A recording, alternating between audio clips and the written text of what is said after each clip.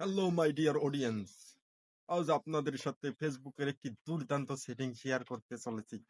আমরা সবাই জানি ফেসবুকে স্টোরি আপলোড দেওয়ার 24 ঘন্টা পর্যন্ত সেই স্টোরিটি থাকে, কিন্তু তারপর স্টোরিটি কোথায় চলে যায় আমরা কেউ জানি না।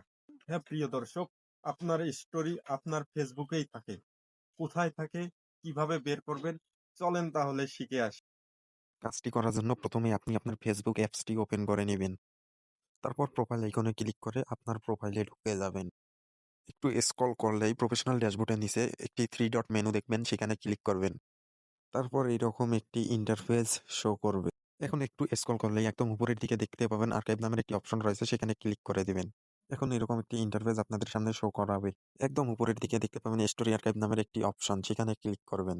ক্লিক করার সাথে সাথেই দেখতে পাবেন আপনার পেজ বা আইডি খোলা অবধি আজ পর্যন্ত যত স্টোরি আপলোড দিয়েছেন সবগুলোই এই জায়গায় জমা হয়ে আছে। That's it.